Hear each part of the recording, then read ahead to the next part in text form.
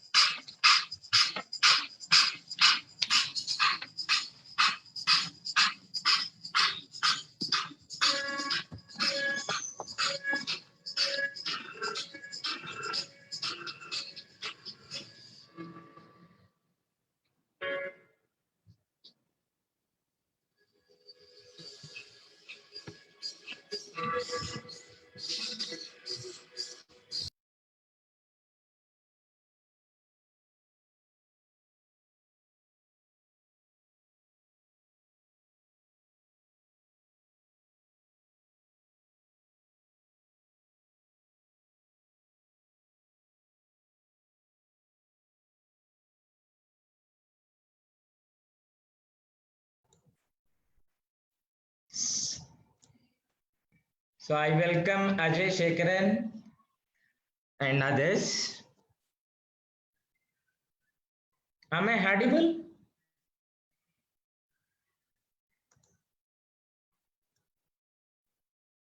My voice is clear? Yes, yes. Okay.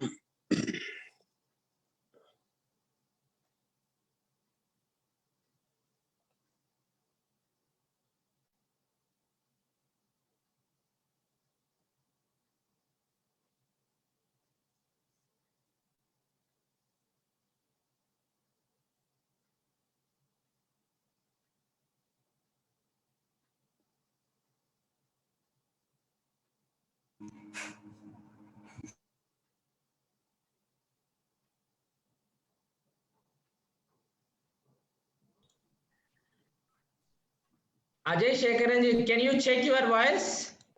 Oh, yes. Is it audible? Oh, yes. Can you hear? Okay, thank you. Okay. That's good. Okay, I think, shall we wait for 1 or 2 minutes, or otherwise we will begin? We may wait for a few minutes, 2 minutes perhaps. Yeah.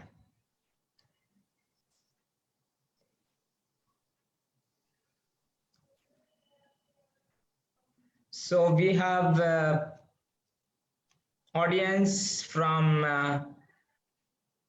West Bengal, Odisha, Delhi, Andhra Pradesh, Uttar Pradesh. So we have almost Telangana. Telangana, yes. So we are able to cover all India level. So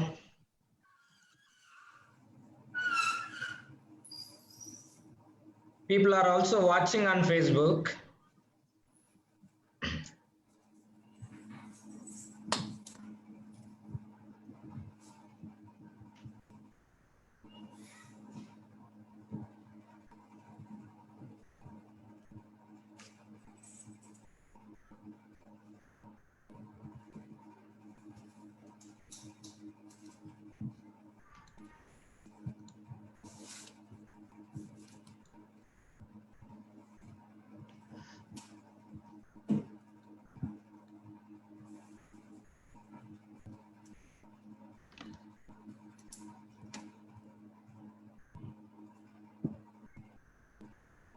Telangana, yes.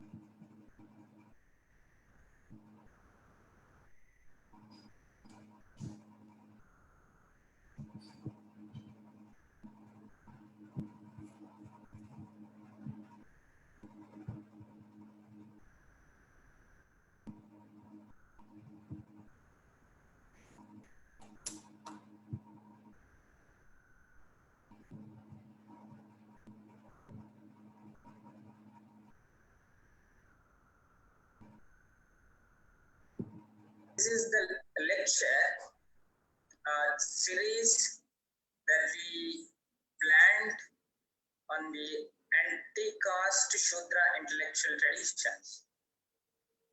So part of the series,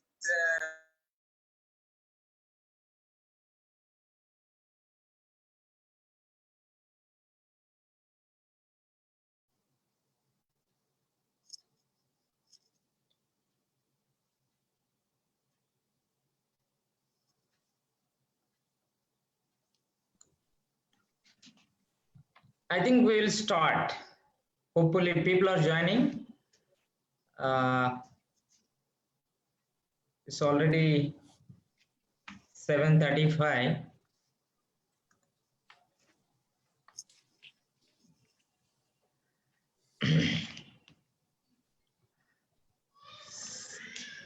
Ajay Sekher, shall we start? Okay. Let us. Slowly we'll start. Huh? Yes.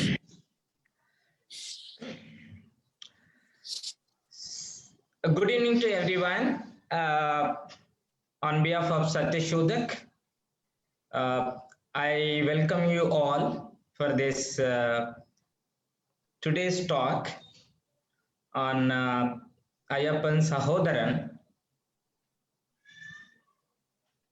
his vision of egalitarian society. This is the lecture which is part of lecture series that we have started on anti-caste Shudra intellectual traditions. Although there are studies, discussions on broadly on Dalits, Adivasis, some of the Bojan icons, we thought of to have a focused engagement with the anti-caste Shudra intellectual traditions. So in our discussion, the dominant understanding is most of the Shudra communities who are often called as OBC communities, though there are diversities and 1,000 communities are part of this Shudra category and OBC category. So there is a dominant understanding, and that most of the Shudra communities are part of the Brahminical traditions. They are in forefront of the right-wing politics and their own movements. But however, this lecture series want to focus and bring to this attention to the academics as well as activist circle that throughout Indian history, there are many anti-caste Shudra intellectuals who contributed a lot to the emancipatory politics, particularly to the anti-caste movements and its thought. So part of that project, we began to identify the anti-caste Shudra intellectuals throughout India. We began to organize a lecture on a specific thinker, on his writings, his life, his struggle, his contribution towards anti-caste thinking. So one such great thinker from Kerala is Ayyappan Sahodharan. And most of the times we know Narayana Guru is now well known within the academics and activist circle, particularly in Boston movement, anti-caste movements. But however, Ayyappan Sahodharan was not much known to the activists and public intellectuals. So in that context, I thought, because long back I have seen a small booklet published by Critical Quest on Forging the Nation, Sahodharan Ayyappan. So this was the small booklet, but I was just thinking, who will be the speaker who can really authentically speak on Ayyappan Sahodharan. I was searching for articles, books, but however, I didn't get for a long time. But when I read Dr. Ajay Sekher article in Forward Press recently, then immediately I called Dr. Ajay Sekher, and he was very happy to receive my call, and immediately, without any discussion, he agreed to deliver a lecture on Ayyappan Sahodharan. I am very thankful to him for accepting our invitation and spending time with us. So I would like to, as a way of introduction, I would like to introduce today's speaker, that Dr. Ajay S. Sekher is a faculty assistant professor in the Department of English in Sree Shankaracharya University of Sanskrit, located in Kerala. He has 10 years of regular service as an assistant professor. He received PhD from MG University, Kottayam in 2007. His doctoral thesis is on the caste and gender margins represented in post-colonial Indian fiction written in English and in modern Indian languages. His areas of research interest include post-colonial subaltern studies, cultural studies, race and ethnicity studies, gender and caste studies, Kerala modernity, Dalit studies and new literature, Dalit Bojana and Buddhist studies, and so on.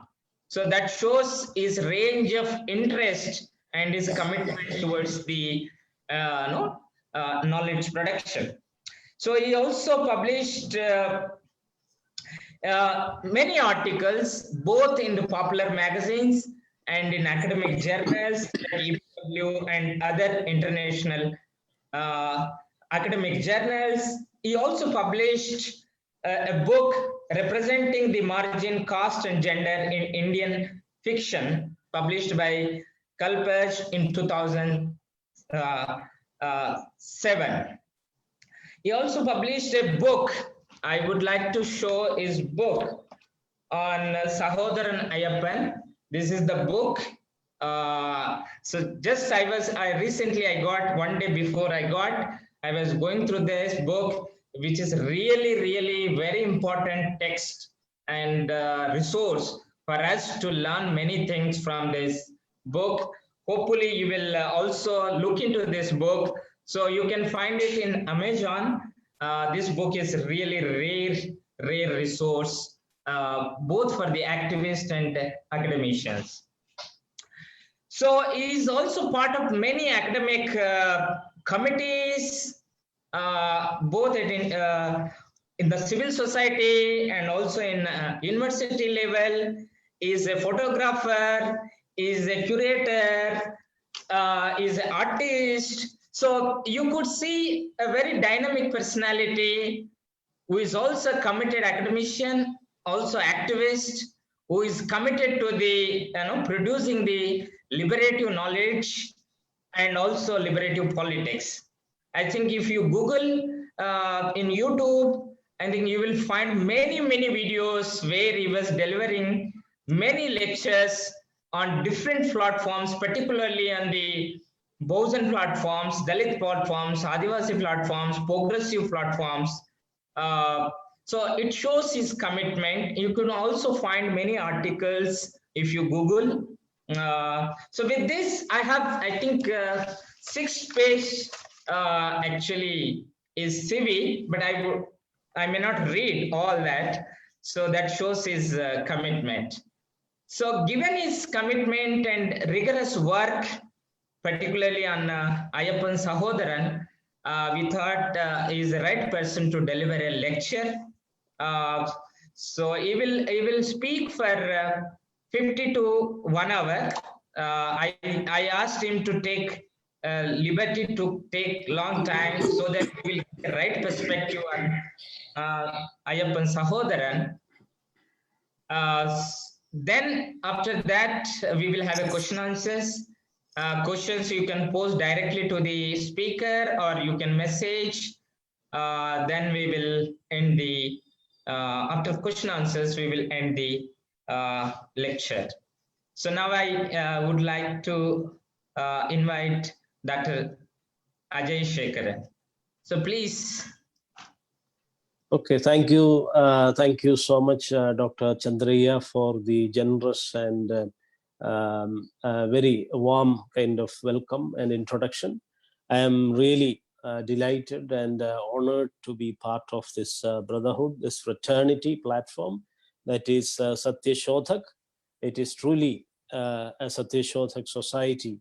As we can see from various parts of India, people have joined here.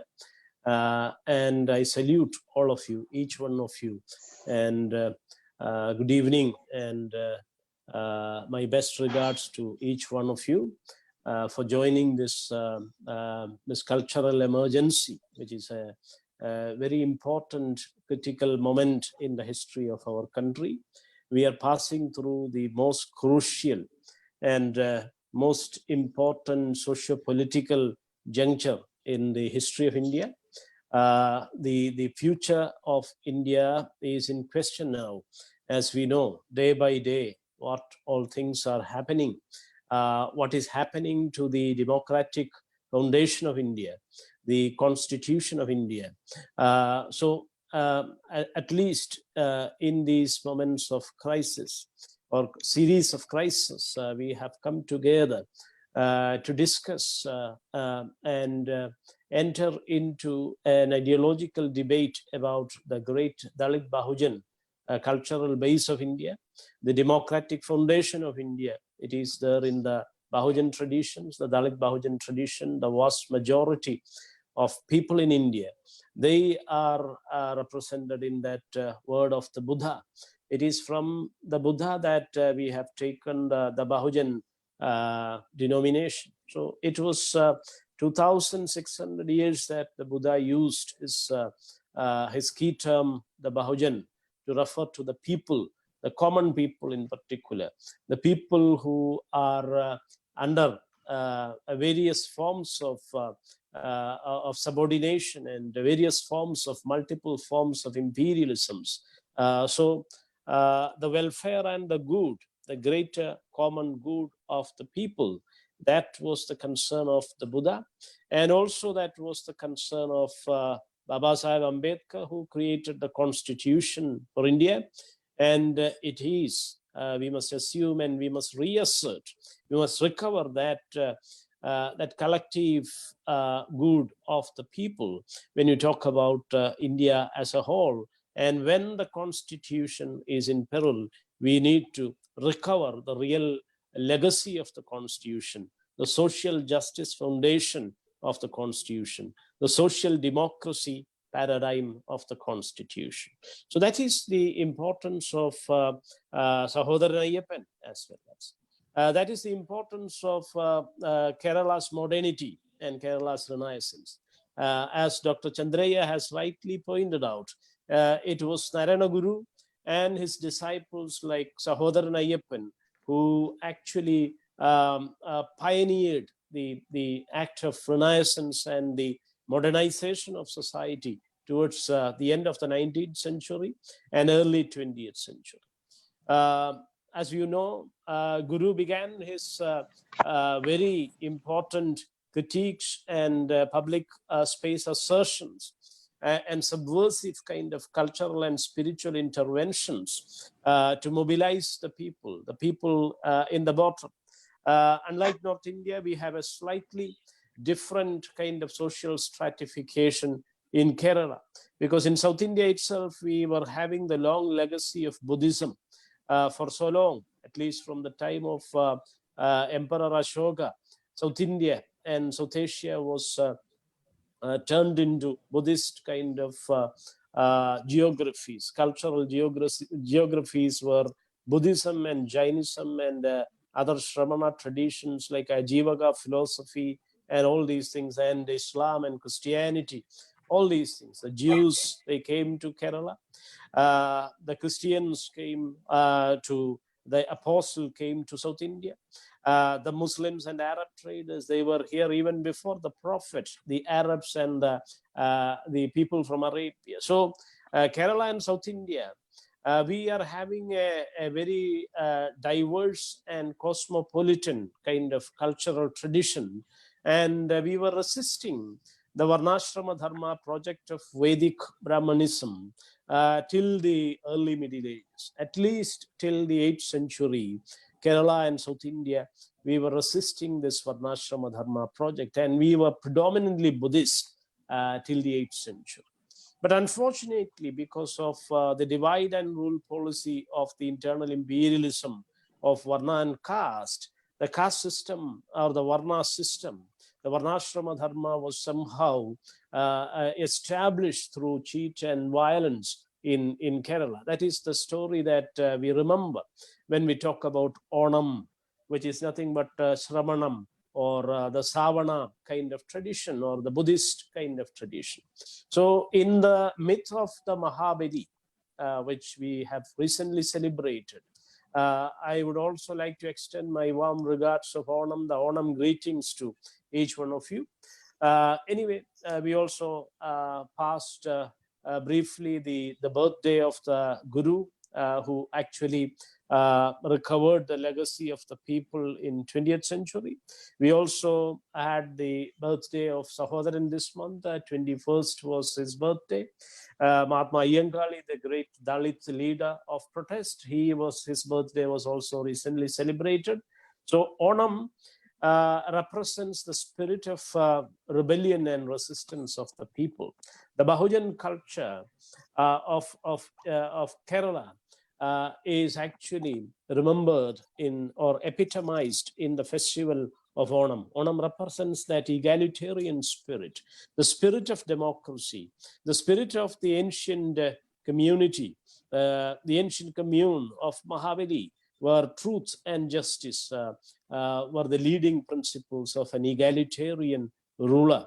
Mahabali, he was demonized and cheated and killed or deposed. He, according to the myth, he was pushed down to the nether world by Vamana, the avatar of Vishnu. So Vaishnavite Brahmanism, in the form of Vishnu or Krishna or Rama coming down to South India and pushing the Bahujan leaders, Bahujan Buddhist leaders who were enlightened people, who were egalitarian rulers, who were ethical rulers of the people, where justice and truth prevailed. So Brahmanism got angered by the prevalence of truth and justice and egalitarianism, because Brahmanism is nothing but hierarchy. It is nothing but a double labyrinth of caste and gender, as pointed out by the Indian feminists today after Baba Saheb Ambedkar himself. So Brahmanic patriarchy somehow established its divide and rule principles or stratagems, and somehow pushed that Mahabali to the other world. So we celebrate the return, the memory of Mahabali. It is still returning to Kerala. So the memory of Sahodharan, the memory of the Guru, the memory of Iyengar, the memory of Poigai Lappachan, and many other Dalit Bahujan reformers and early leaders of the people who have collectively created the renaissance of Kerala and the modernity of Kerala. That is the important platform or the background, the cultural, social, historical background against which we are discussing Sahodharan today. Sahodharan, as you know, is nothing but Sahodar. In Hindi, it is Sahodar. Or brother, it means brother. Sahodharan, the word means brother in Malayalam. So it shows the fraternity paradigm of the Guru and his disciple Sahodharan. He was a lead disciple of the Guru. He was born in 1889, soon after the Arivipuram idol consecration by the Guru in 1889. In 1888, that Arivipuram installation happened. It was questioned from various Brahmanical and caste Hindu quarters, and the Guru defined it as the God of the Lord of the people, the Lord of his own community. And that kind of defiance from the part of the Guru has inaugurated the Renaissance cultural revolutions, the cultural and political struggles, the struggle for education, the struggles for human rights, the struggle for using the public road. All those things were extended by Mahatma Yankali, the Dalit leader, soon after the invocation and the consecration of the Guru, and also his key message to educate and organize. That was the key message given by Narayana Guru, which actually inaugurated the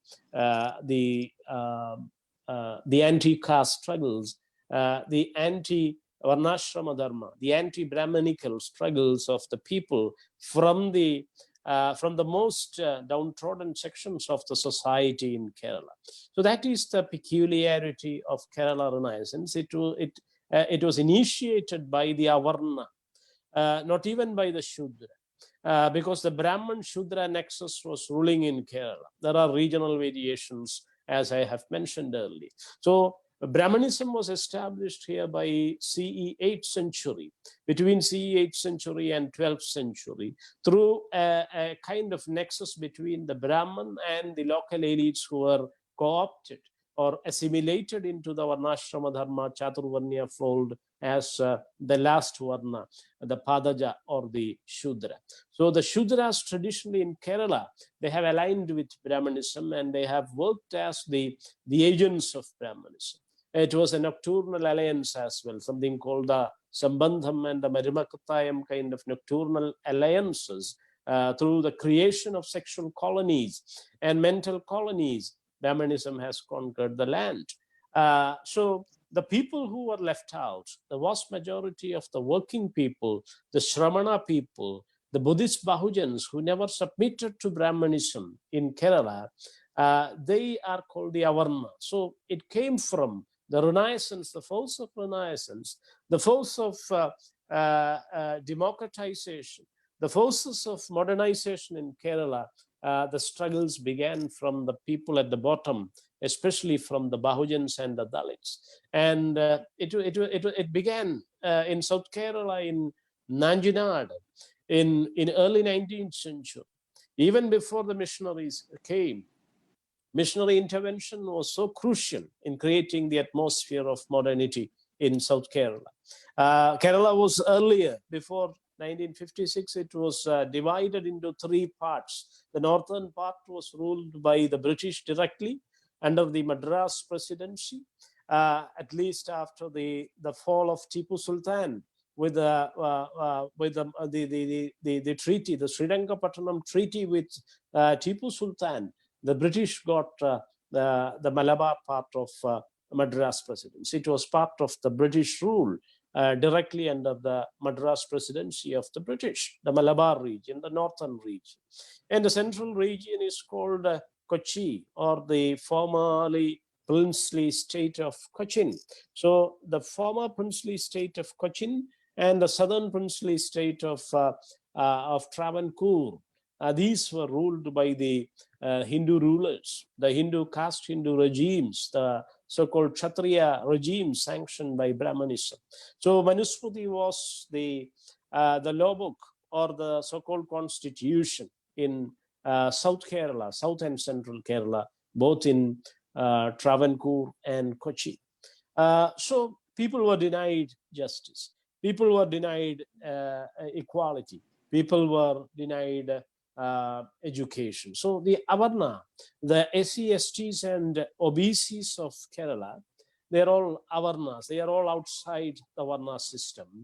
They were experiencing almost 70% of the people, 60 to 70% of the people in Kerala, they were denied equal rights and education till the Constitution of India, the modern Constitution that was devised by Dr. Ambedkar came into existence in 1950. So this was the condition under which, or in this context, in these contexts of extreme marginalization and exclusion and denial of human rights, that leaders like Ayya Vaikunthar in southern Nanjinad or southern Travancore, Ayya Vaikunthar from the Nadar community, he emerged just at the wake of the colonial intervention, soon after Colonel Monroe and other missionaries have come to Travancore and began their work. The missionaries began their work. They intervened in 1810,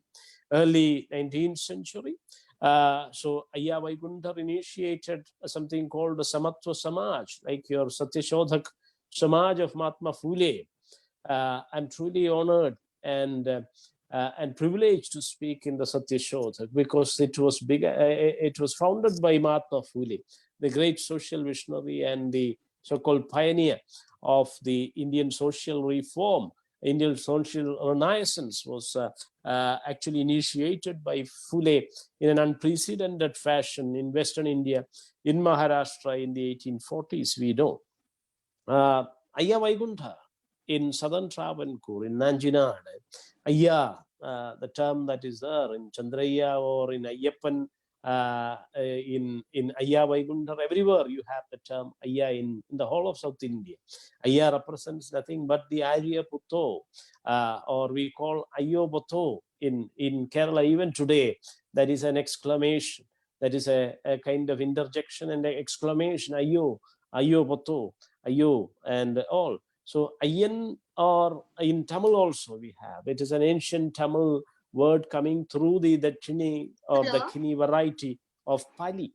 So Ayya represents the Buddha himself. It is a term of reverence, an address of reverence to Buddha.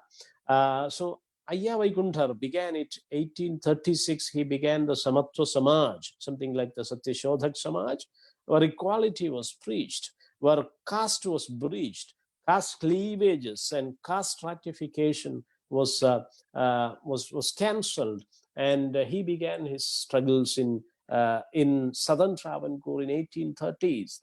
And even before that, there were struggles. There were plenty of Dalit Bahujan struggles and assertions. Even before the missionaries came, there were huge protests like the Dalawa Kulam massacre, Dalawa Kulam freedom of movement struggle, in which 200 Avarna young men were butchered by the Travancore militia by the order of Dalawa Veluthambi and all. So that is called the Dalawa Kulam massacre of 1809. And even before that, there were protests from women like Nangeli of Chertara, an Avarna woman, an Irava woman who had to chop off her breast as a protest against the inhuman system of breast tax that was prevalent in Kerala during the early 19th century.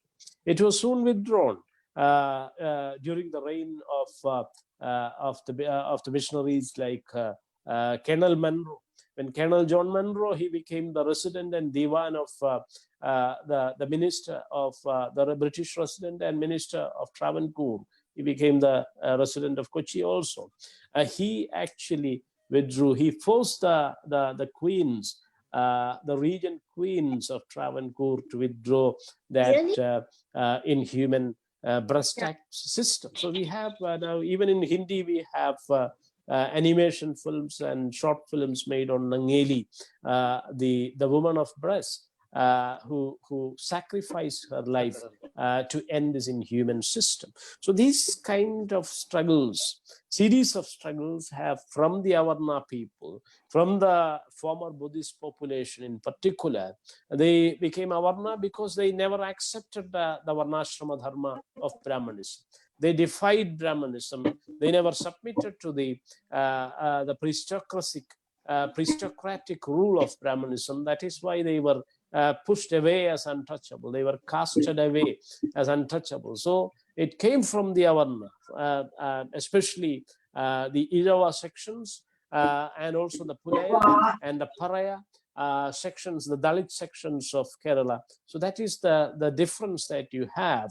The Kerala OBCs, they are all Avarnas. Avarnas are the OBCs. They are not even part of the Shudra, because the Shudras were co-opted as the fourth Varna and the subservient Varna by Brahmanism in early Middle Ages itself. During the 8th to 14th century, some of the local elites were co-opted as the Shudra, and they were also privileged because they allied with Brahmanism and they became the instruments of Brahmanism in suppressing and exploiting the so-called Avarna or the untouchable.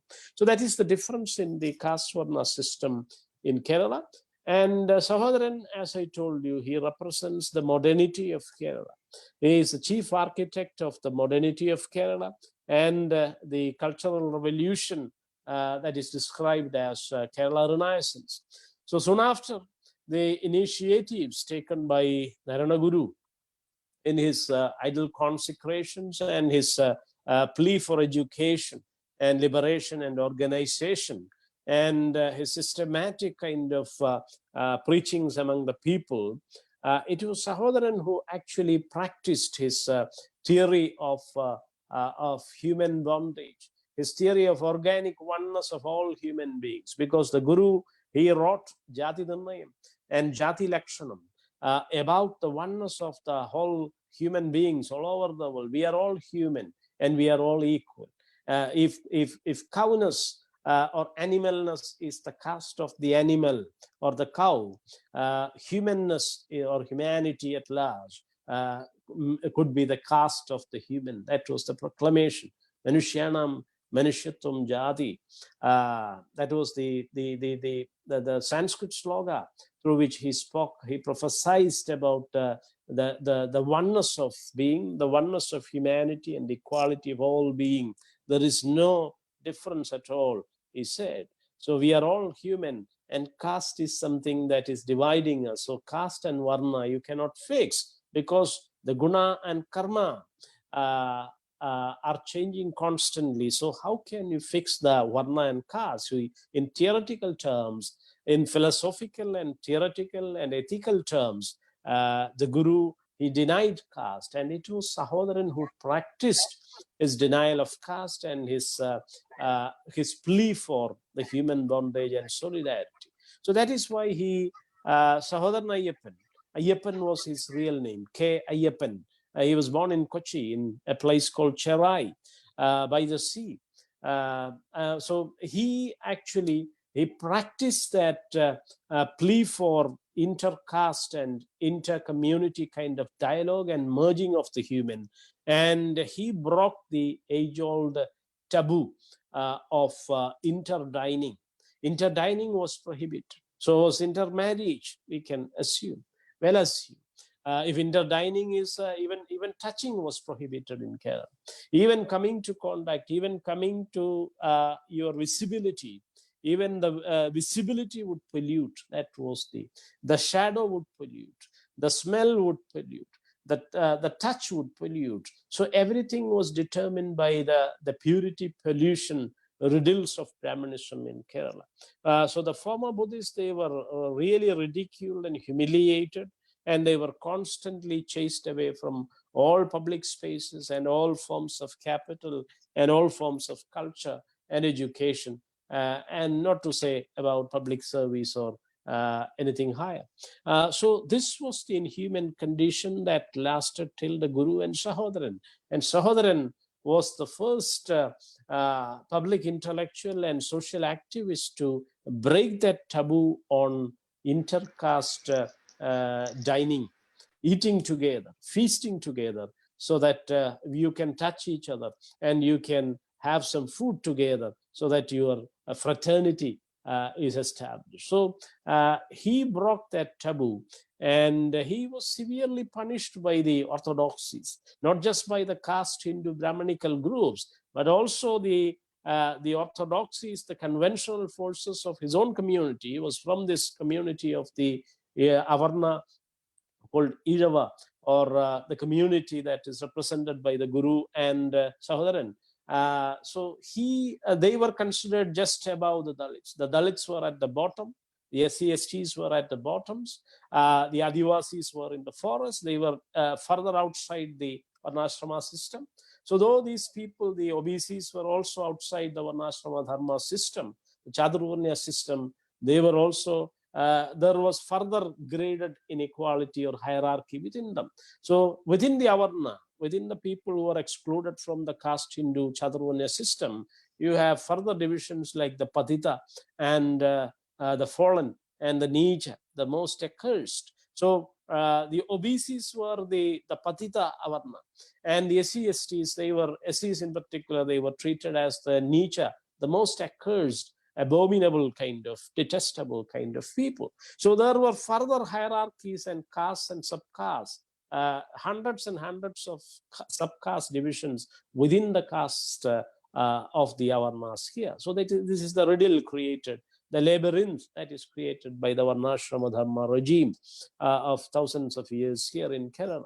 At least from 8th century onwards, this darkness was enforced on us. So he broke that taboo of caste and subcaste, and he dined with his Dalit friends and Dalit brothers, and he proclaimed his organic humanity and equality with others. If you want to claim equality with the caste Hindu or the Savarna, you need to show that you need to practice that thing, what you are claiming for, the equality with those who are above in the caste hierarchy. You have to do it, or you have to respect the equal rights of those who are pushed further down under.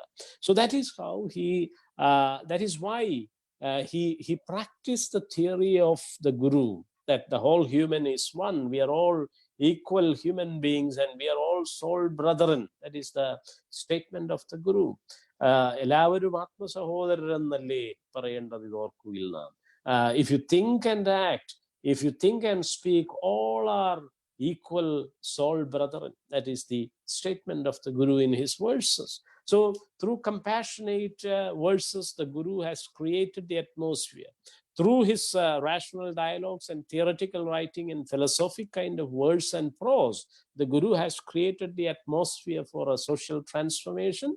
And it was Sahodaran who actually broke that taboo and practiced the kind of interdining, and also he created something called, it was done in 1917 in Kochi, in Cherai. He broke the age-old, the centuries-old taboo, and he dined, he ate with the Dalit brethren, and they shared their meal, and they have annihilated caste. He tried to annihilate or terminate the regime of caste by proclaiming the equality with the most downtrodden people, the people who were considered further, those who were further below his own section of the society.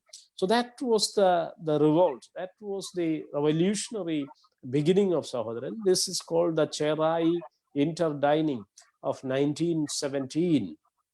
In 1917, he did it with his friends, especially the Dalit friends, Dalit brothers, and he proclaimed the humanity and equality of all.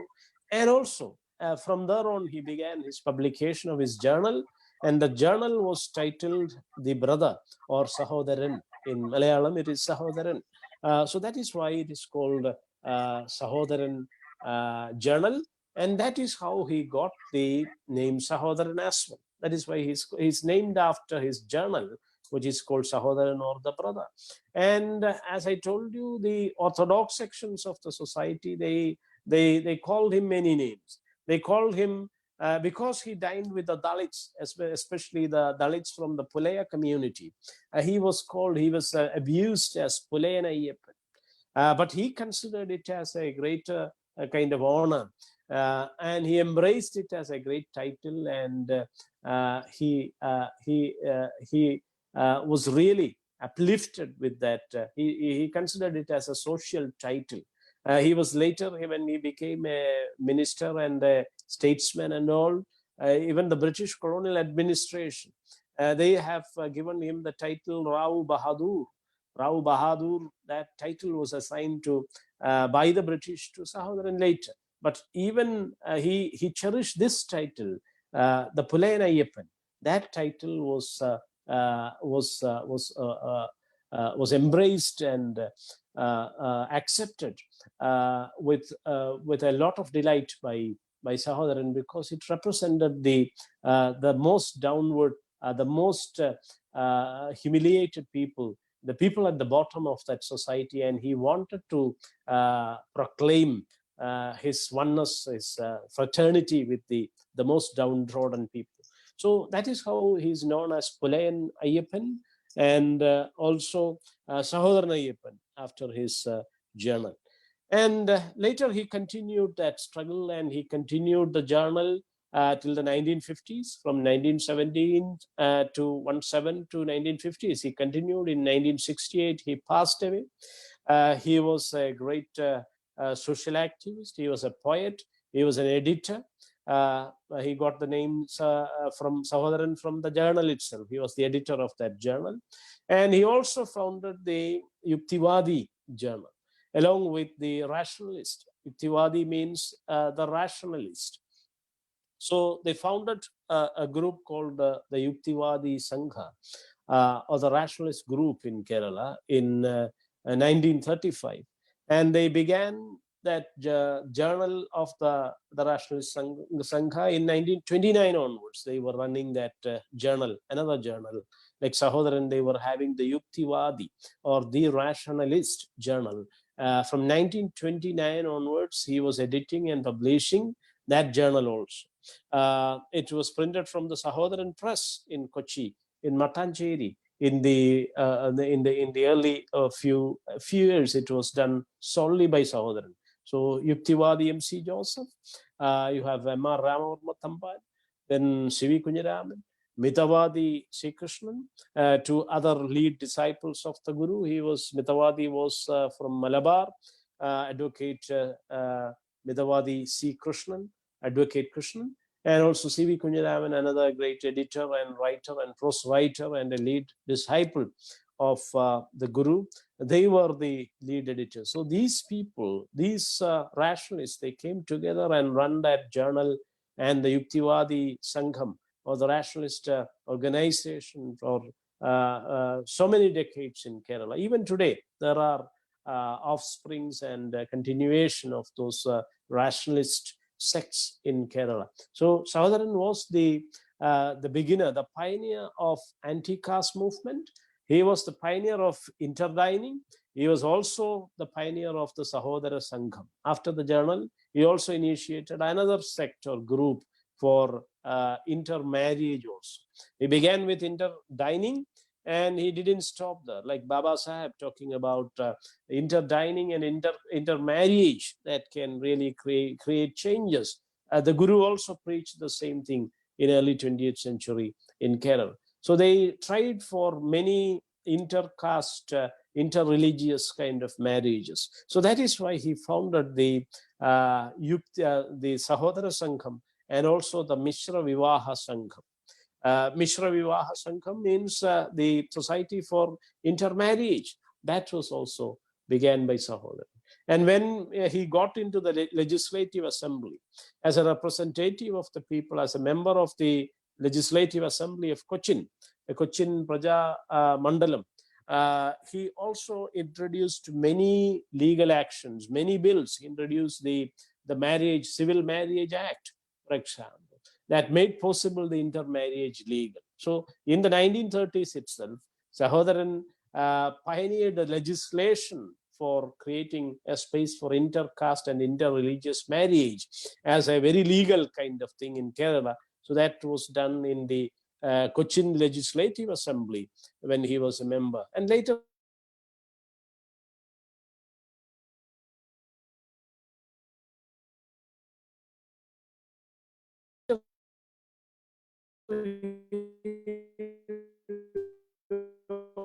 also became a minister.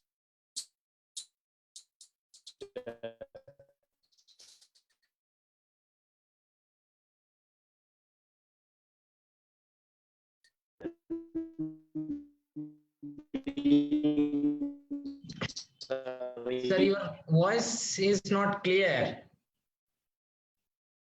Equal. And caste is an evil. We think because of the net condition, because of the internet. Ajay, your voice is breaking. Yes. I think there's something wrong with your connection, internet, your network. Okay, so we may wait a few minutes so that things may improve. It's better now, I think. Okay. This happens because this is the busy hour we have chosen, so that happens. Anyway, let us continue.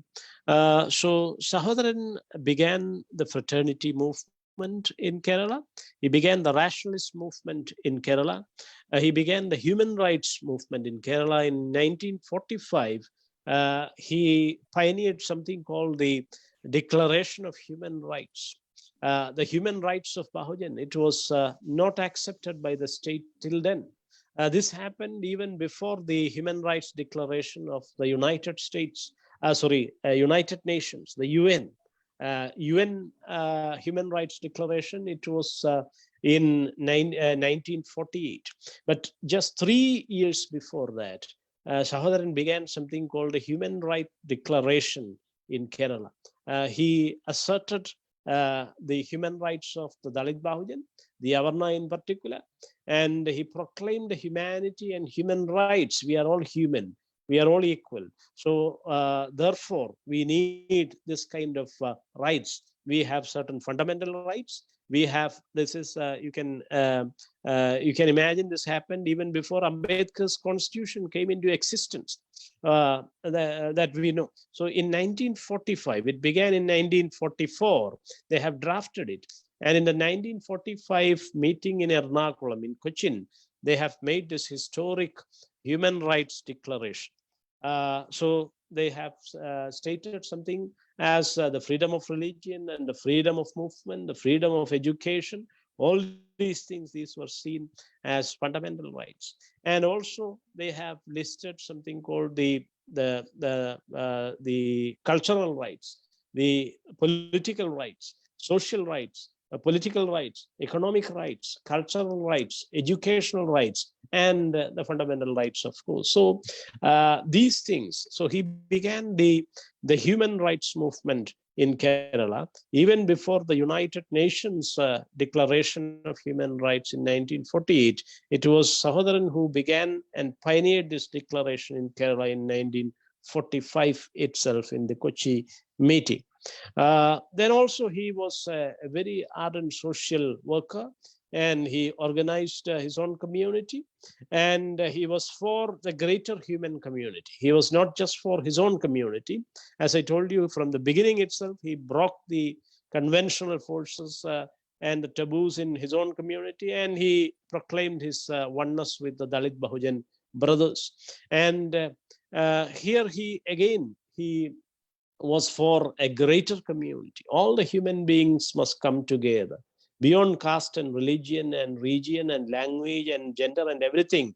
We must come together and speak for humanity and this world. We are all instantly one. We are all souls, brothers and sisters, as the Guru proclaimed in his words.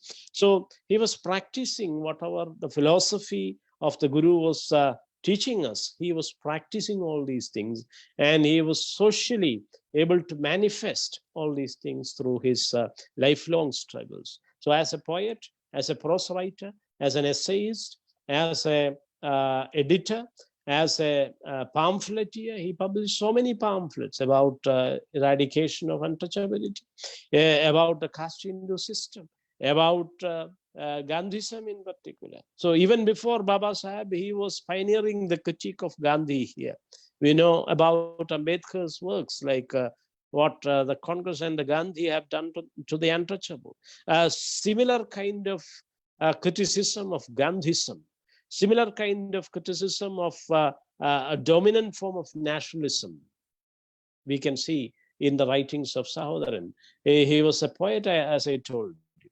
So through language and literature, through printing and publishing and the print media, the press, the media in particular, he revolutionized the social space and the political space of Kerala, and he founded the ideals of liberty, equality, and fraternity in various fronts, in various capacities throughout Kerala in the beginning of the 20th century.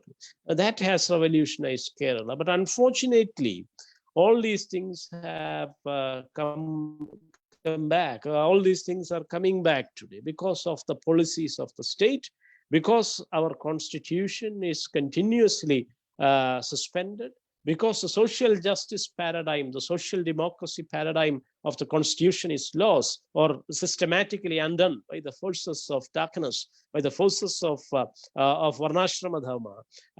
We are facing a severe challenge now. And that is the importance of Sahodharan and his vision of democracy, as a pluralistic kind of governance. It is not just a what you call majoritarian regime. Sahodharan has reimagined democracy as well in his prose, in his pamphlets and essays and editorials. He has continuously demonstrated and elaborated about the qualities of democracy, whether it is a European model or what is the Indian form of democracy. As Ambedkar has rightly pointed out, we are also having the ancient form of the Sangha and the democratic Ganatantra from the Vinaya Pitaka. So that kind of traditions also, he was a neo-Buddhist as well. He was both a rationalist and a progressive kind of person. He was also with the left liberal. He was a liberal and a left. During that time, the Communist Party was not active here because his political career was mostly in the 1930s and 40s. So he imbibed from every source.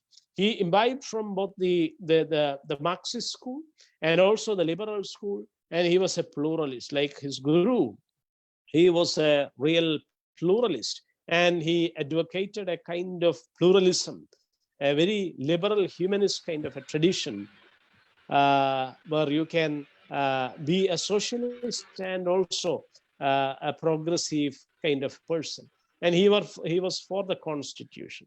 He was for Ambedkarism. He was the first intellectual in Kerala, a first writer in Kerala to introduce Baba Saheb to Kerala.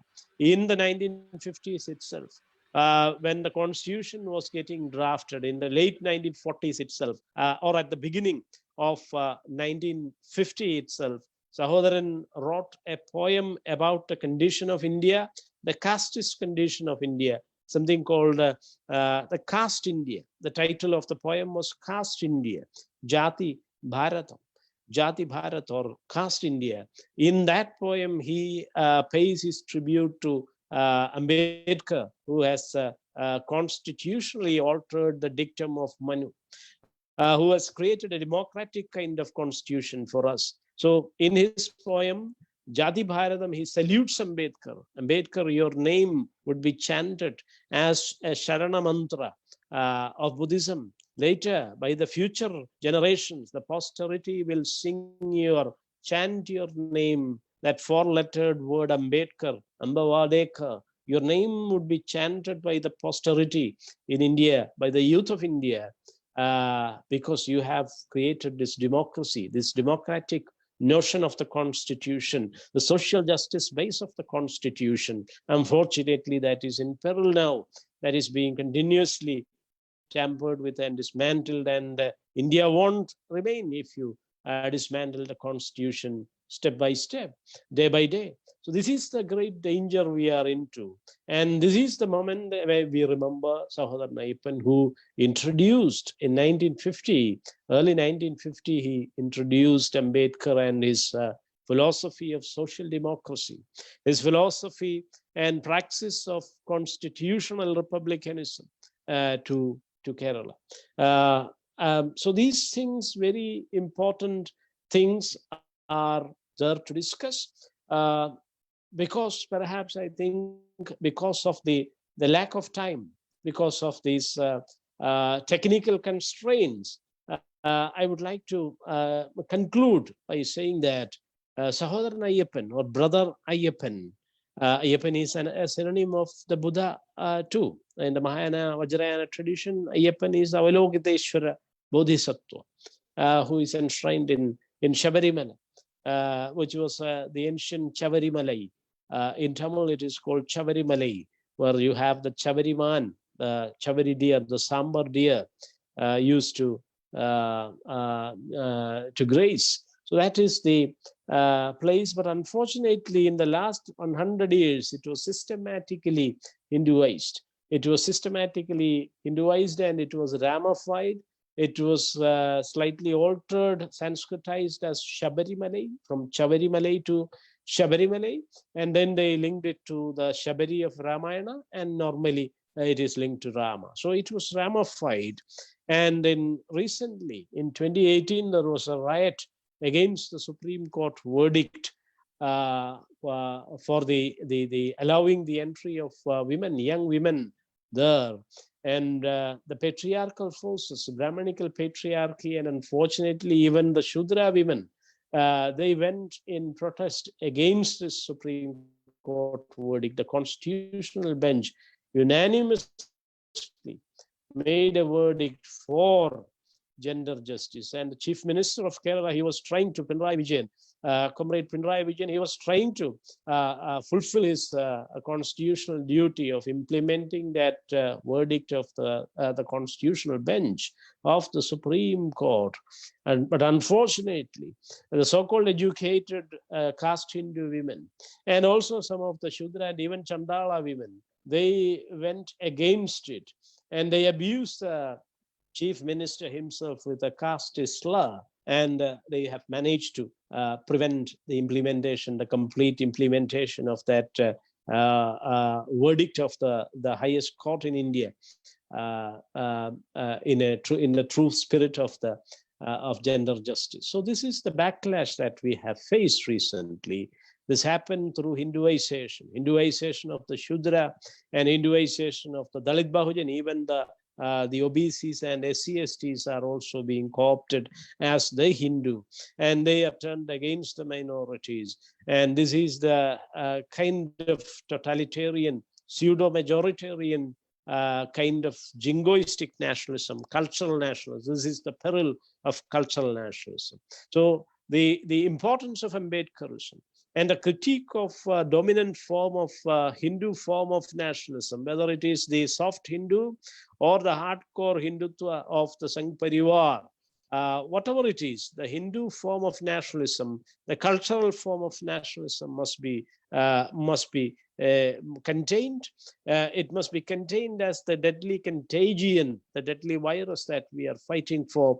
So Sahodharan presents us, Sahodharan provides us innumerable models, and very important models of politics, of cultural activism, reading and writing, public speaking, and protests and collective struggles using innovative methods of cultural struggle against cultural nationalism. So his is an unprecedented kind of an attempt. He was an organic intellectual of the people, and he practiced what the Guru has preached about the oneness of humanity, about the soul fraternity of all human beings, and even the whole world the Maitri of the Buddha, the fraternity at large. So that was articulated by the Guru in Kerala, and that was practiced by the Neo-Buddhist Sahodharan. It was even before Ambedkar, that we must remember and salute. It was even before Ambedkar's Navayana. In the 1920s, he was preaching this Neo-Buddhism to people in Palakkad and all.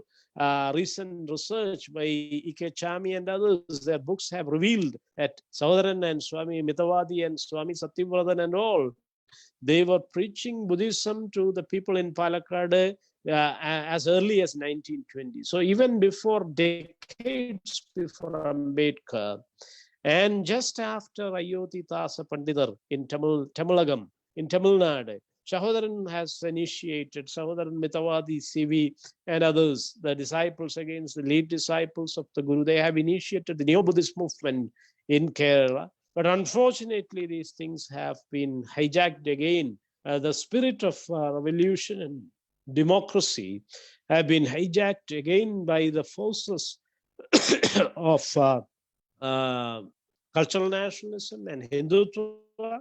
And these are the issues, the pertinent issues of the present that we need to look into. Only with the recovery of the legacy of Sahodharan, the legacy of future democracy, the legacy of fraternity, we can address these issues. So with these humble words, let me conclude here. Now we can have a prolonged debate, and I'm eager to listen to you. Thank you very much. Thank you very much, sir. Thank you very much. It was really inspiring and insightful. Very systematic presentation on Sahodharan Ayyappan. I think you brought many issues, many insights into understanding the Kerala modernity, how the Kerala Renaissance started, the contribution of Narayana Guru, Sahodharan, Ayyankali. So in a way, how they are modernized the Kerala society, and also how they have visualized and struggled for the more democratic society, both in the legal system and in the civil society. So he also brought many aspects of Sahodharan as a writer, as a leader, as a publisher, as an editor. So you could, in the presentation, you might have observed how Sahodharan was really engaging with the different activities in his life. So the third point is also Ajay Sekher clearly brought how Sahodharan was a first person who introduced Babasaheb Ambedkar in Kerala society. He was also a person who was talking about the Buddhist tradition of democratizing society and propagating the Buddhism in Kerala society much before Ambedkar. So in a way, so there is a continuity of the legacy of Narayana Guru and also some sort of advancing or discontinuity of the Narayana Guru. So I just pose one or two questions, then we will go for the wider discussion. I request to elaborate a little bit, Ajay Sekher, on two things. One, what are the continuities and discontinuities of Sahodharan who carried or advanced of the Narayana Guru? What were the discontinuity and continuity of Narayana Guru legacy through Sahodharan life and struggle? Second, you also pointed out Sahodharan was the product of the colonial modernity, and you also emphasized on the Sahodharanism. the Ayyappanism in your book. So please try to elaborate these things, and then we will go for a discussion. Okay, thank you, Dr. Chandraiah, for those very vital, important questions. First part is very crucial because he continued the legacy of the Guru, his anti-caste legacy, and the proclamation of the oneness of all beings and the human in particular. So the fraternity paradigm, the ideas and notions of fraternity and equality and humanity, these were continued by Sahodharan, but he also included multiple fronts and multiple skeptical kind of inquiries or models into that, and that is why he probed, he extended the fraternity paradigm to that of the Buddha, the Maitri, not just the Sahodarian of the Kerala Buddha, that is Narayana Guru. He extended it and linked directly with the Maitri of the Buddha, and he further wrote about, and he excavated and written it about in both verse and prose about the Buddhist tradition of the Kerala people, how they have become untouchable, what is the history of the Avarna, the Irava and the Pulaya and the Araya and all those Dalit Bahujans in Kerala. They are all Buddhists. That is the very well thought out and well balanced kind of observation by Sahodharan in his verse and prose. So he extended the legacy of the Guru to that of the Buddha. He actually linked Guru with the Buddha, and it was he who coined the term Sree Narayana Buddha. In his poem, he talks about the Guru as the Buddha of the modern times himself. So this was the kind of correction and advancing and overcoming of the Guru that was done by Sahodharan only, and he was full-fledgedly, or he was completely backed by the Guru as well. Even when he was rewriting the slogan of the Guru had a slogan, one caste, one religion, and one God for all the humans. Whatever be the religion, the human must improve. That was the message of the Guru. And Sahodharan rewrote that, rephrased, rearticulated, even corrected that by saying that no God, no religion, no caste, not to caste, not to religion, not to God, but ethics, ethics, and ethics. Ethics alone, most appropriately and most accordingly. That was the statement of Sahodharan in a poem called the Dhamma, or the Ethics. So he was making again it to the Buddhist and the Jain tradition, the Sramana tradition. So he was actually providing a more radical and a more rational and a more contemporary and modern articulation of the Guru. So he was even correcting. He was even correcting and supplementing, not correcting in the clinical fashion, but he was even supplementing and contributing and making it more comprehensive. So that is why even in 1916, when the Guru wrote Daiva Dashagam, a very popular kind of prayer song, the most simple, the most solemn and most egalitarian prayer song that you will find in Kerala and in most of the Indian modern languages today. So Daiva Dashagam was written by Guru, and Sahodharan replied or he retorted by writing something called science words, science Dashagam. Daiva Dashagam means 10 verses in praise of God. And Sahodharan wrote 10 verses in praise of science, in defense of science, modern science. So whatever was missing, whatever contemporary modern vocabulary that was slightly poignant or missing in the philosophical utterance of the Guru, that was supplemented by Sahodharan. So he extended it, he critically extended, he critically even he interpreted the teachings of the Guru. So he was the best student, best disciple that any master can think of. So only a master like Sahodharan, like Ambedkar talking about Phule or Kabir or the Buddha himself, Buddha, I take liberty, equality, and fraternity from my master, the Buddha, says Ambedkar. So likewise, Sahodharan was the apt and ideal disciple for the master called Narayana Guru. So that is one thing. And the second part, coming to the second part of the question, again, very relevant and very quintessential kind of a question. What is the legacy of Sahodaranism? Sahodaranism, of course, he began in the colonial modern paradigm, but he rejected. He was a critique of imperialism and colonialism.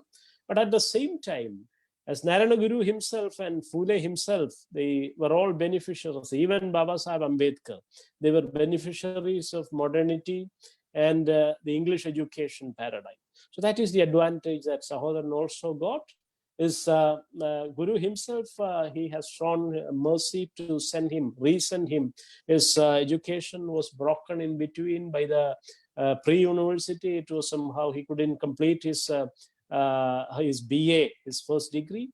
So it was Guru who prompted him and gave his what you call the financial and other kind of moral advice and support so that he could go to Trivandrum and complete his graduation later. So though he was a product of modernity, the Enlightenment tradition of Europe, he was never compromising with the critique of colonialism and imperialism. He defied and critiqued imperialism, but at the same time, like the Guru and Phule have shown, they have imbibed the good qualities, the qualities of modernity, liberty, equality, that tradition, egalitarianism, the notions of modernity and modern governmental system, the parliamentary system, and all those things they have imbibed through the English education. Sahodharan has also imbibed it.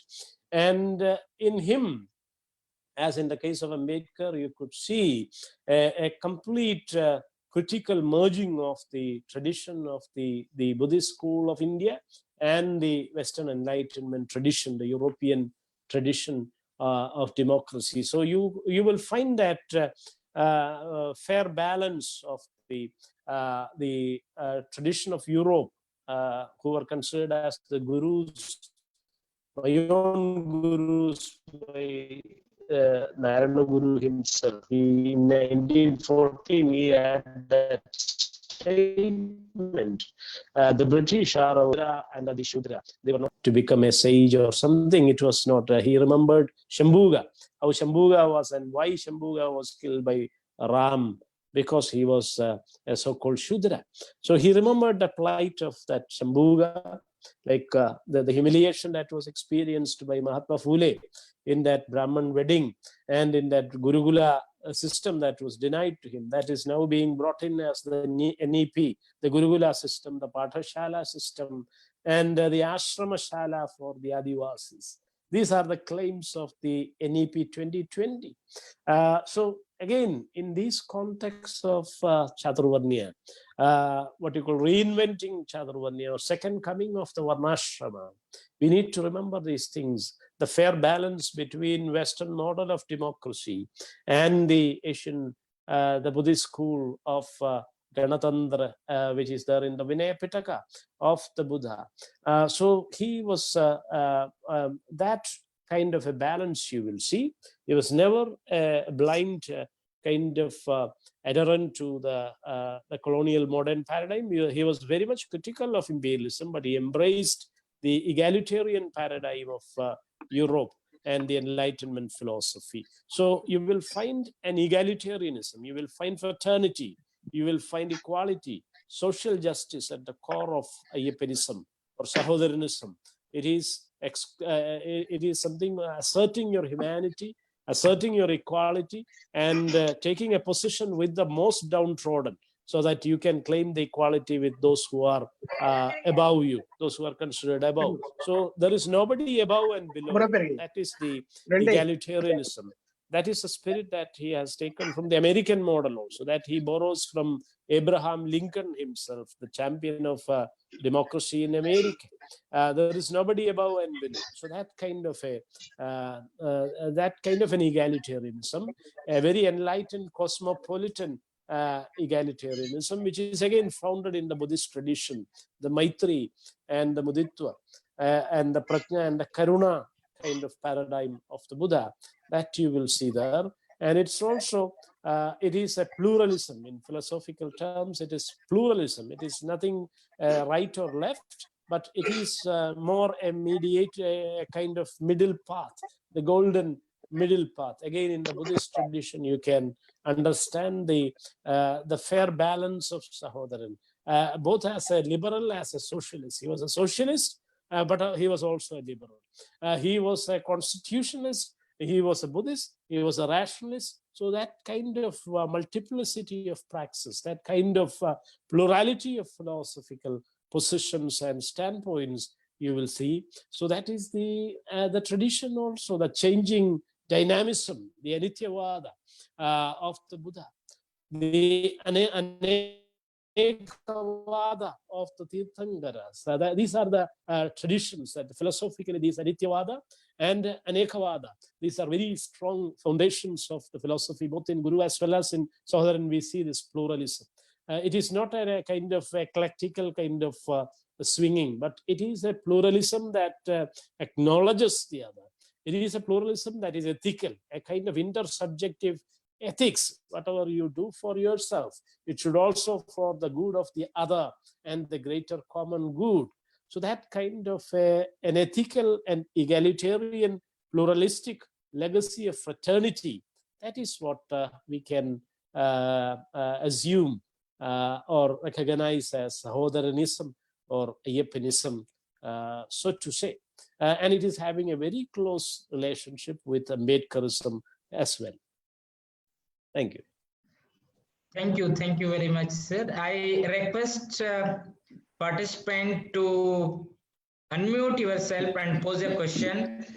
I request also your question should be relevant to the presentation and very brief. One person, one time. So I request audience to unmute yourself and pose a question. And question must be relevant to the presentation so that everybody will get an opportunity. Very well done. Look at this thing.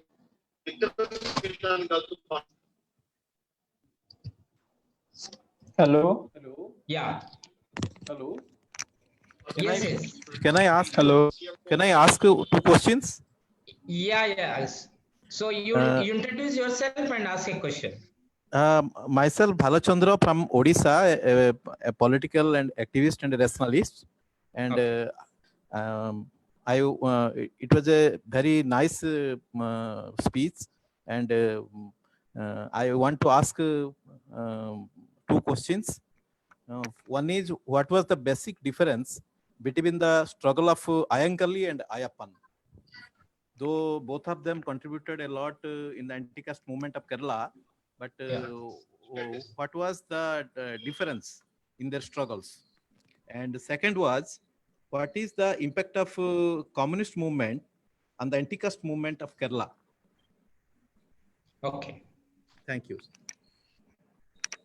Okay, very good questions. Thank you for the questions and the patient listening. The friend Balachandra from Odisha. The difference between Iyengarli and Sahodharan is that Iyengarli was one of the earliest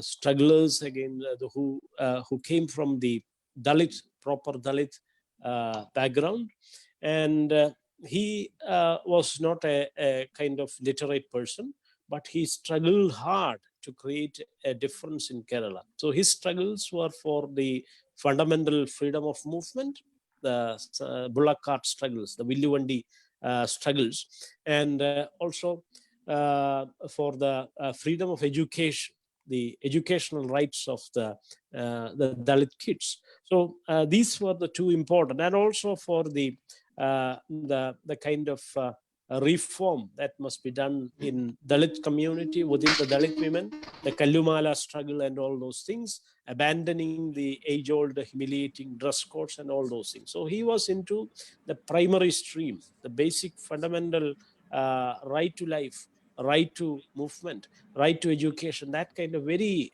primal kind of foundational work that was done by Mahatma Iyengar. And his dream was he dreamed about, he was a member of the Praja Sabha in Travancore, and he made many initiatives there. And his dream was to see a few educated people from his own community. But unfortunately, he couldn't see all those things.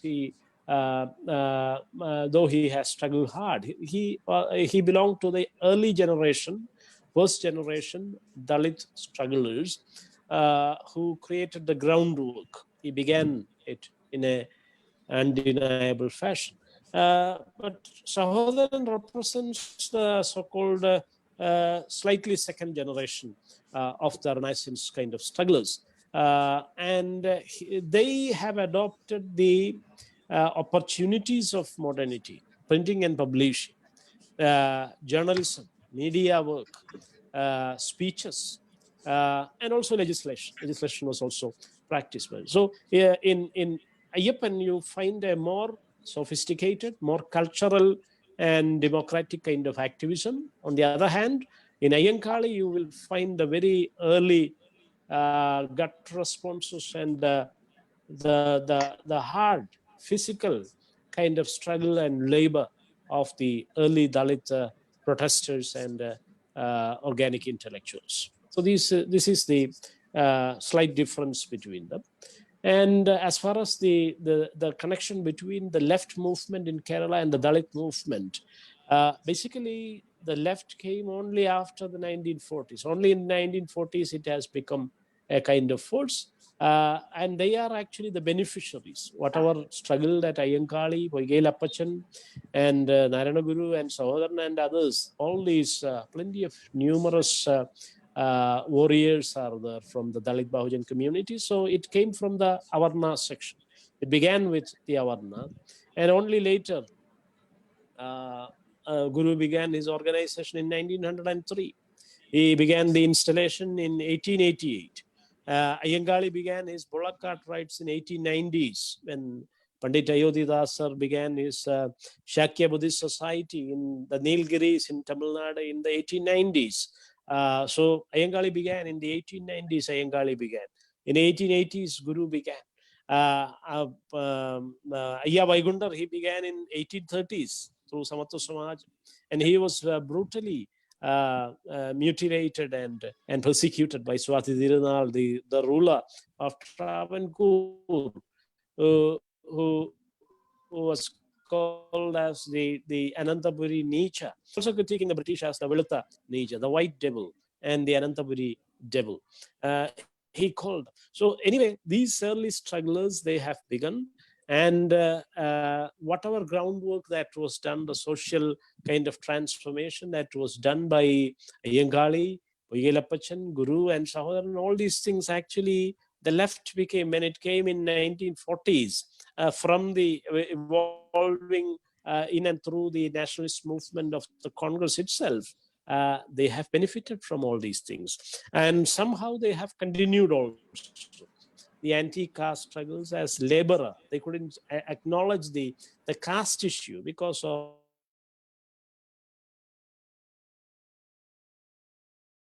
kind of orthodox Marxist position. Even today, they are adopting it. And that is how the Shudra riots happened in 2018 in after the Chavariwala riots I mentioned about it. That is how in the Devasam board that anti-constitutional economic reservation was passed.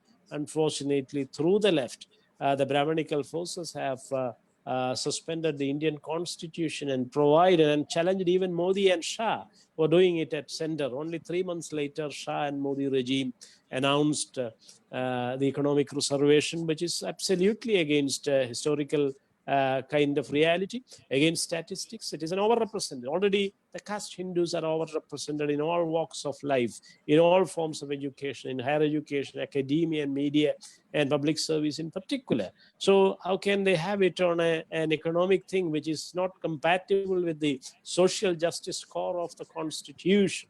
So these kind of reactionary things have crept into the left. Unfortunately, from 1950s onwards, soon after the constitution came into existence, from 1950s onwards, this kind of Brahminical kind of leadership, Sahodaran was really fighting against Stalinism and Brahminical leadership. He was a critique of that in the he was a socialist at large. He was a liberal and a socialist. He acknowledged constitutional kind of social morality and the constitutional ethics, but he was against this kind of Stalinism, this kind of Brahminical kind of camaraderie and leadership that is polluting, that is destroying the left from within, as they have destroyed the Sangha from within by creating Mahayana and Vajrayana and all the Brahminical aberrations. How the Sangha, the Buddha's own order, was ruined by Brahminical forces. The same has happened to Christianity or Islam or Sikhism. Even Sikhism, the recent religion that is being polluted by the caste kind of sense.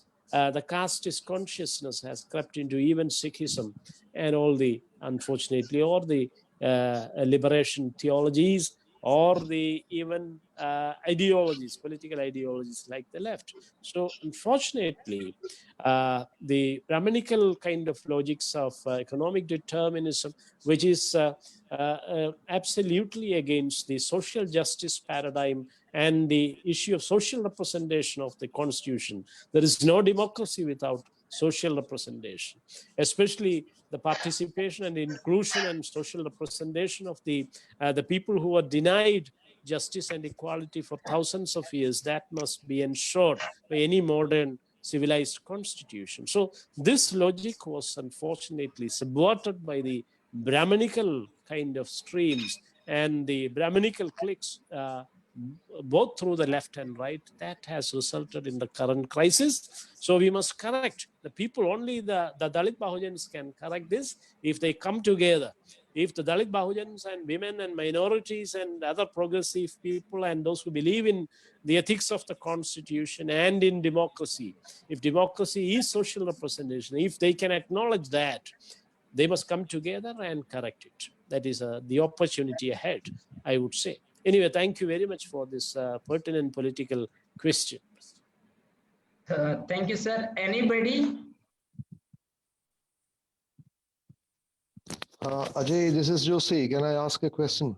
Yeah, please. Please. Uh, Thank you. Ajay, wonderful lecture. I really enjoyed listening to you. And I should also acknowledge it publicly that Ajay is one of the few scholars, intellectuals in Kerala who relentlessly talk about Sahodharan Ayyappan. This is something that has baffled me, and this is my question to you, Ajay. Why is it that Sahodharan's teachings, which we all know that very crucial, very important, very valuable, why is it that Sahodharan Ayyappan has not been able to inspire the collective consciousness of Kerala? Why is he not that important a name as, say, a Sree Narayana Guru or Ayyangali?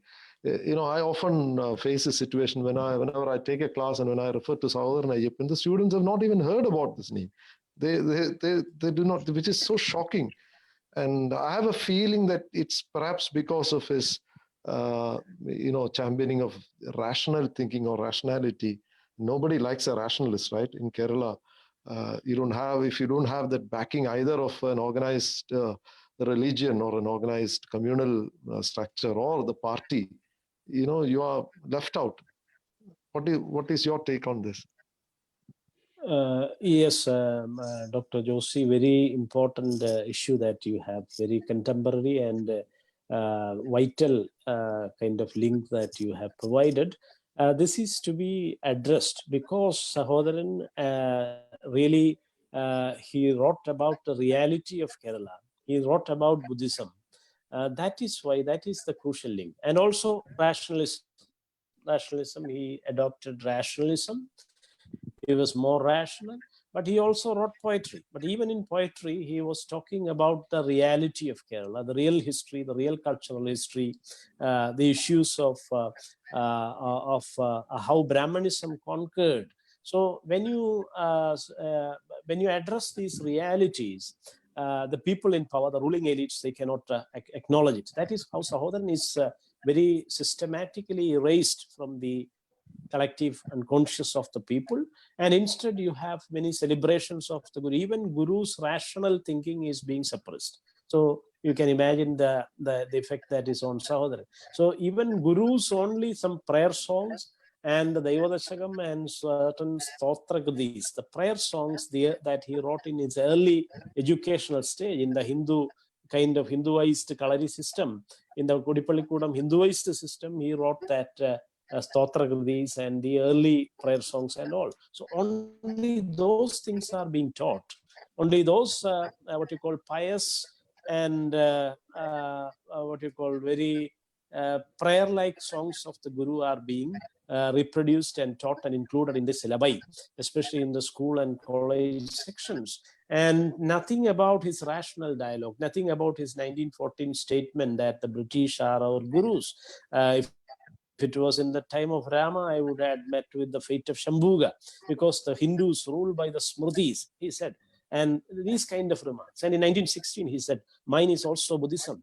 Do you have doubt? I can quote the Amarakosha, Advaivadi Vinayaka slogam. He quoted that slogam and he proved that he is not taking it from Shankara, but the Advaivada is directly taken from the Buddha. So that kind of very rational, and also he appreciated the colonial model. There are many benefits about the rule of the Sahibs. He acknowledged it. And these things have to be acknowledged, he said. We must pray for the victory of the British in the First World War, he said. So all those rational dialogues and the historic critique of the Guru have been sidelined.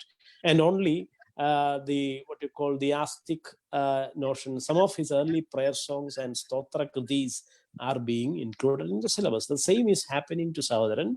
Only now that even today we don't have Sahodharan in the syllabus, either in the school syllabi or in the university or college syllabi. So they are being systematically erased by the soft saffron, the caste Hindu consensus. Because of the caste Hindu consensus and common sense, the radical Guru and the rational Sahodharan, the neo-Buddhist in particular, even the Dalit Bahujan mainstream scholars and activists, they don't talk about the neo-Buddhist dimension of Ambedkar. The Navayana of Ambedkar is not adequately and sufficiently discussed even by the Dalit scholars. They talk about Iyengali or Poigelapachan. They talk about Ambedkar also, but they will stop by annihilation of caste, or they won't get into Buddha and his Dharma. And the Buddhist kind of the what you call the conversion paradigm, the notion of conversion versus the nation, that kind of a greater challenging of cultural nationalism, that is not actually appreciated and endorsed somehow by the collective consciousness, by the caste Hindu common sense that is governing the academia and media. So this has very much to deal with the collective public consciousness of our times, that is dominated by the caste Hindu common sense. And also it is very, very carefully silenced and avoided and systematically erased. So we need to articulate it more, these sidelined and erased aspects of the critique of the nation, the critique of dominant form of nationalism, the issue of conversion, religion, freedom of religion, and the radical realities of history. All these things have to be brought in. Only when these real discourses of these early pioneers of Renaissance and modernity, they are included in the syllabus. When students are supposed to learn this, only then we can have a change. But unfortunately, on the contrary, we are given this Pathashala and Gurukula and this Ashrama Shala, even for the Adivasis who have nothing to do with Varnashrama and the Hindutva thing, even they are being co-opted into the Vanavasi Ashrama Shalas and all these things. So people must realize it's high time, as Kancha Ilai and others are talking about. This is a very targeted kind of orchestrated work for the last 2 decades. And we must stand with modernity. We must stand with English education, and through English discourse, as we are now conversing with each other on this global platform. So only through English we can have a that kind of modernity upholding of modernity and the language of modernity, that is English, and a discourse about religion, a discourse about conversion.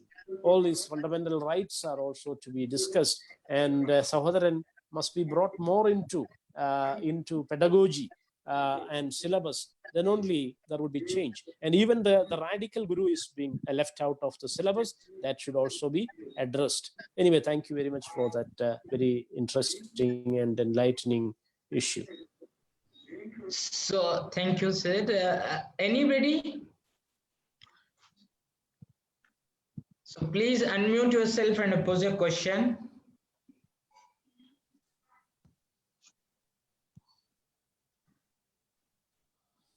If there are no questions, Even they are. Yes. Sir, I have interest about the change of the Shudra society. I am from Bengal. I know that in Bengal there is a change, religious change among the Nomoshudras, and the great reformer Guru Chat Thakur was able to change the society through the new religious sect Motua Dharma.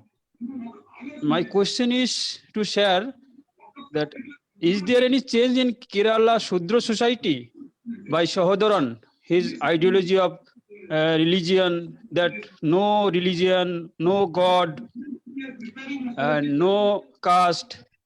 By this ideology of Sahodharan, how much the Shudra society of Kerala change? This is my interest, sir. thank you, Rohidas from West Bengal. Okay, there have been changes. But unfortunately, in the last few decades, because of the kind of nationalist formation that is happening, that has emerged in the country, the things are going back. Things have retreated, and we have seen many backlashes and regressions into the primitive. So Hinduization is actually creating the damage to the people. The Dalit Bahujans, they are co-opted as Hindus by showing the minority as the other. And even genocidal kind of xenophobia is being created.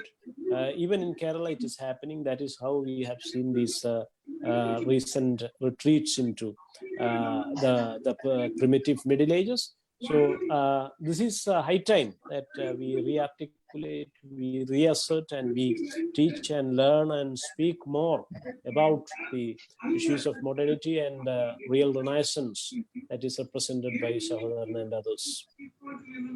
Thank you. Anybody? Thank you, sir.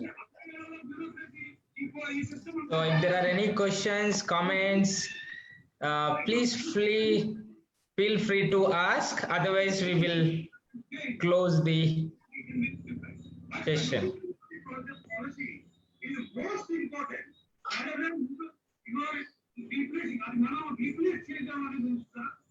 I think so.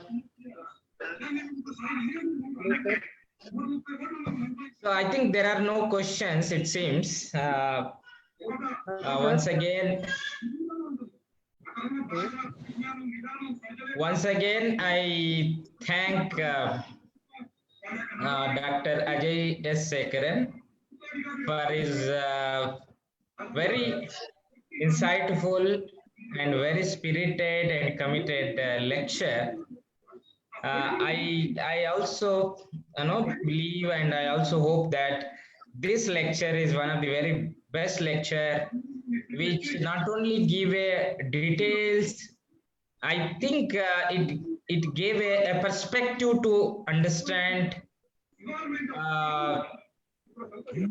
Sahodaran, his vision, in particular anti-caste thinking in general. So in a way, it helps us to understand the anti-caste intellectual traditions.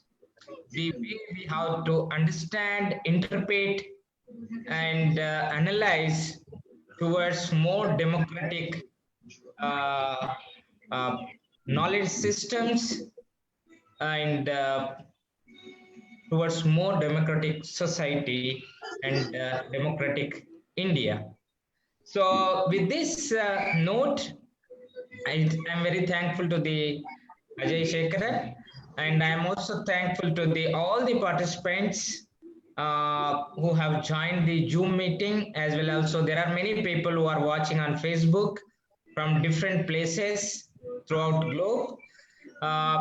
So once again, I suggest, if you are really interested to really seriously take Sahodharan Ayyappan his ideas, please check out in Amazon Sahodaran book. I would like to inform you that on 7th part of this lecture series, we have a lecture on Potuluri Veera Brahmam. Once again, he is also one of the very important thinker from Andhra Pradesh, who is a social revolutionary. So please attend the on 7th lecture. And also we have a lecture on 10th on Lakshmi Narsu. Once again, is a Buddhist who contributed a lot to the propagating the Buddhist philosophy and Buddhist movement, who also contributed a lot towards anti-caste thinking and movement. So with this end note, I thank everyone. I thank especially speaker for his time and energy and commitment that he has really inspired us. Thank you very much. Thank you. Pleasure meeting you all.